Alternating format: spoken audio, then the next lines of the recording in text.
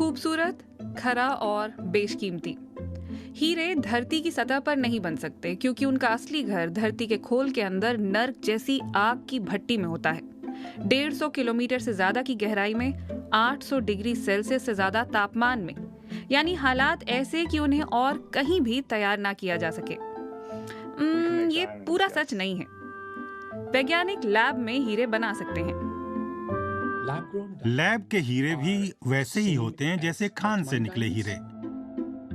और वो इतनी तेजी से बेहतर होते जा रहे हैं कि उनका भविष्य हमारी उंगलियों के बदले हाथों में होगा।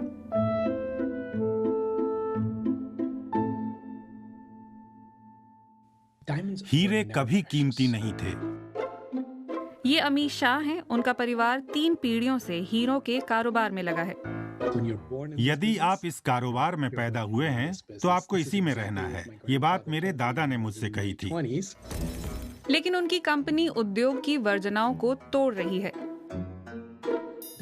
हीरा दुर्लभ है, मिथक था। और ये मिथक तैयार किया था डे बियर्स ने।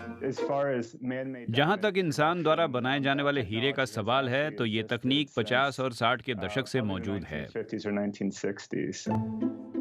लेकिन काफी समय तक उद्योग में इसे ज्यादा इस्तेमाल नहीं किया गया।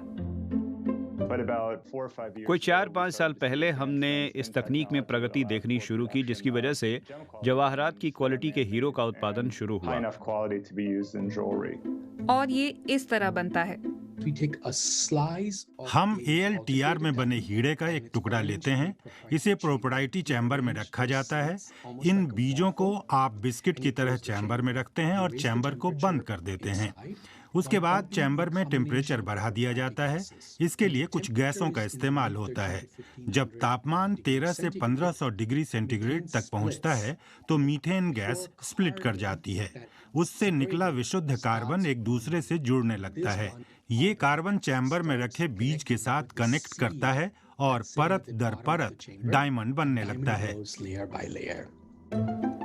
आजकल हीरों को दुर्लभ नहीं माना जाता। हर दूसरी लड़की के पास है। लेकिन उनके गुण जरूर दुर्लभ हैं।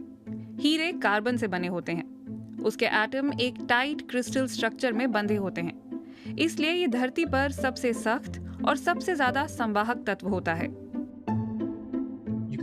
हीरा ही हीरे को काटता है। ये बात इसे इंजीनियरों के लिए खास बनाती है। ये स्क्रीन को ज्यादा रेजिस्टेंट, सोलर पैनलों को ज्यादा कुशल, लेजर को ज्यादा ताकतवर, हार्ड ड्राइव को और छोटा बना सकता है और ज्यादा बेहतर इलेक्ट्रॉनिक डिवाइस भी। अच्छे सेमीकंडक्टरों को हाई वोल्टेज और तापमान को रोकने की हालत में होना चाहिए।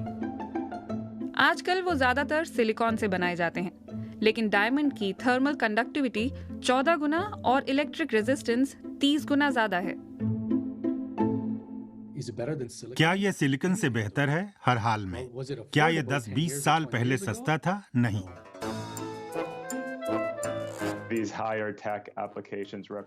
इस समय ये हायर टेक एप्लीकेशन उद्योग का बहुत छोटा हिस्सा है।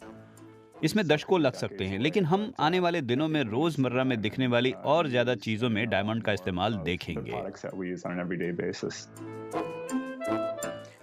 ये न भूलें कि हमें खान से हीरे निकालने की जरूरत नहीं होगी। ऐसा नहीं है कि हमारे हाथ में जल्द ही डायमंड की प्लेट आने वाली है।